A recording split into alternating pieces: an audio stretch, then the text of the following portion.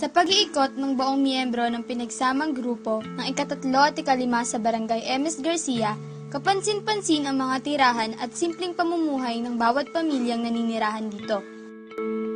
Ang simpleng pamumuhay ng mga mamamayan dito ay umiikot sa mga kabataang masaya at magiliw na naglalaro sa lansangan na tila hindi alintana ang kahirapan at kakulangan sa maraming bagay.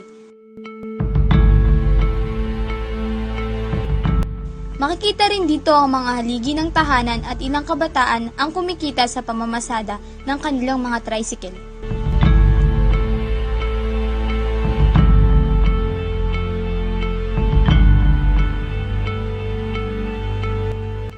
Sa Barangay MS Garcia ay natatangi ang ikawalong purok o kilala bilang Abes sa pagkakaroon ng pinakapayak na pamumuhay sa lugar.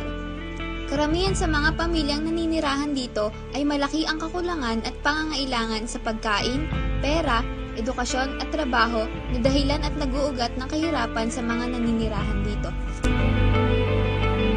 Bilang lamang ang mga tahanang gawa sa konkretong hollow blocks dahil natatanging tira-tirasong yero, mga materyales na tila reta-retaso, mga kahoy at lona ang bumubuo at nagsisilbing istruktura ng mga bahay dito. Sa aming paghahanap ay una naming nakapanayam ang pamilya Hilario. Magandang tanghali po sa inyong lahat. Narito po ako sa MS Garcia upang interviewin ang pamilya Hilario.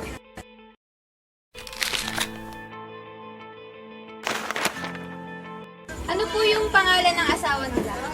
Robert Hilario. Ilan po yung anak nyo? Anim. Ano po yung pangalan nila? Ano po yung pangalan nila? Daisy Lynn, Donnelly, saka Christian J. Christian J. saka Prince Matthew, Prince Matt, Prince May. Ano po yung trabaho nila? Paano nyo po itataguyod yung pangangailangan nyo po sa pang-araw-araw? Sa mga kaibigan ko, Gaano katagal na po kayong nakatira dito sa MS Garcia? magto 2 years. Saan po kayo unang tumira bago po kayo Sa dito? Bulacan. Ano po yung mga problema na kinaharap nyo sa pang-araw-araw po? Yung pagkain, mga bata, gatas. Paano po yung ginagawa nyo o ano po yung mga paraan nyo para mapag-aral po yung mga anak nyo? Kahit pa paano, kumakayon. Kumakayon sa paggaan ng tinirang basahan, kalakal.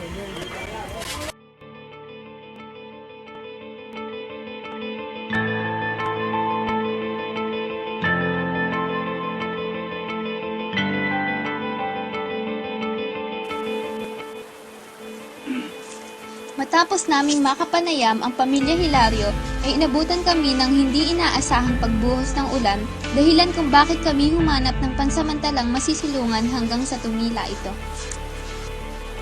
Sa hindi inaasahang pagkakataon, ang pamilyang aming nasilungan ay nakapukaw ng aming atensyon dahil sa kanilang payak na tirahan, simpleng pamumuhay at nakangiting mga labi sa kabila ng kahirapang dinadanas sa naturang lugar.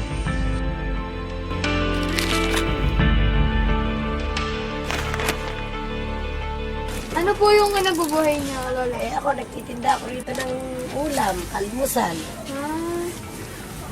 Bali, ilan po yung anak niyo? 4, namatay yung isa. Ay, ganun. Pinatay ng mga walang magawa. Ilan taon po yung panganay? Ay, kung ano yung panganay ko, 1977, pinanganak ko. Tatrabaho sa Manila Transit. May mga trabaho na rin po yung mga anak. Yung panganay ko, yan, mamasada ng motor, dating traffic cage yan. Eh, yung bunso po, ilan taon? Kaya daw pa, yung bunso ko. Pangalan. Kayo po, ilan taon? 57. Ilan taon na po kayong nandito nakatira po? Ay, ko na ako rito. Sa barangay na to, ko na ako. 1975 kami rito. Pero dito sa lugar na to, is 2008 ako nandito. Dito sa lugar na to, ha? Pero sa MS Garcia, 1975. Una akong tumira dito. Ika San Jose Norte ko. San Jose Norte.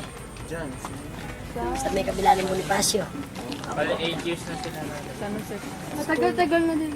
Pero dito ko pinanganak lahat. Yung dalawang anak ko, sa Tuguegarao ko pinanganak. Yung dalawa, dito sa Cabanatuan. Dito na po kayo namuhay po. So, dito na kami nabuhay dahil Tigariti na pangasawa ko. Nung nabiyuda ko, nag-asawa ko uli. Tapos, wala na kami ng asawa ko yung pangalawa. Pero ito bahay ko nung yung pangalawa ko asawa. Ito bahay na. Itong lugar na ito. Yung bahay kong una nandoon sa Procdos na Putol. Binenta ko yun. Sino-sino po ba yung mga kasama niyo po sa bahay? Ayan, si Ina, saka yung asawa niya, saka yan si Bong, si Sandra, saka yung anak nila. Ay, bali sama-sama po kayo. Andito ako sa kabila, andito sila sa kabila. Magkahati po yung... Bahay. Hindi bahay yan, kubo lang yan. Kasi ako lang dati, dalawa lang kami nakatira dyan. Dagdagan lang, oo, nadagdagan lang po. nung umuwi ako rito, di diyan ko na sila pinatira at alalim ako kasama.